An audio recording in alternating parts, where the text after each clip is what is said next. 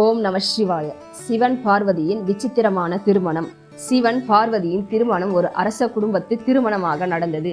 ஏனெனில் பார்வதி ஒரு ராணி. அப்போது அங்கு வந்தார் மாப்பிள்ளை சிவன் நீண்ட திருகு முடிவுடன்.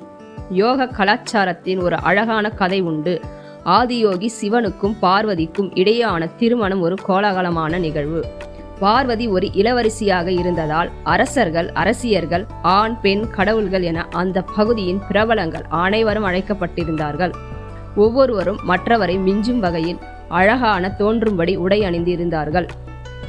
அப்போது விரிந்த கூந்தலோடு உடலெங்கும் தலை முதல் பாதம் வரை சாம்பலை பூசிக்கொண்டு இரத்தம் சொட்டும் யானை தோலை அணிந்து கொண்டு பயங்கரமான தோற்றத்தோடு மணமகன் சிவன் வந்தார். முழு போதையில் ஆனந்த கிரகத்தியில் இருந்தார். அவருடைய பரிவாரங்கள் அனைத்தும் மனித வடிவில் இல்லாத சிதைந்த உருவங்களாக இருந்தன. அவர்கள் அனைவரும் பெரும் கூச்சல் எழுப்பியபடி யாருக்கும் புரியாத மொழியில் தங்களுக்குள் பேசியபடி வந்தனர். மணமகனை கண்ட பார்வதியின் தாயார் மீனா மயக்கமடைந்தார். சிவனிடம் சென்ற பார்வதி, நீங்கள் இப்படி இருப்பதை பற்றி நான் கவலைப்படவில்லை. நீங்கள் நீங்களாகவே இருப்பதை தான் நானும் விரும்புகிறேன்.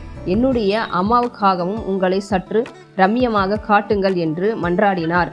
அதற்கு இணங்கிய சிவன் தன்னை நல்ல முறையில் அலங்கரித்து கொண்டு அழகிய உருவெடுத்து மீண்டும் திருமணத்திற்கு வந்தார். சிவனியின் மாறுபட்ட உருவத்தை கண்டவுடன் அனைவரும் அவரை சுந்தரமூர்த்தி என்று அழைத்தனர். தாங்கள் இதுவரை மனித உருவியில் பார்த்தவர்களிலேயே மிகவும் அழகானவர் என்று அதற்கு பொருள். அவர் 9 அடி உயரமானவர். சிவன் நிற்கும்போது அவர் ஒரு குதிரையின் தலை உயரத்திற்கு இருந்தார். அவர் தென் இந்திய வந்தபோது அங்கு இருக்கும் சராசரி பெண்களை விடவும் 2 மடங்கு உயரமாக இருப்பதாக கூறினார்கள். சாதாரணமாக அங்குள்ள பெண்கள் 4.5 இருந்து 5 அடி உயரத்திற்கு இருப்பார்கள்.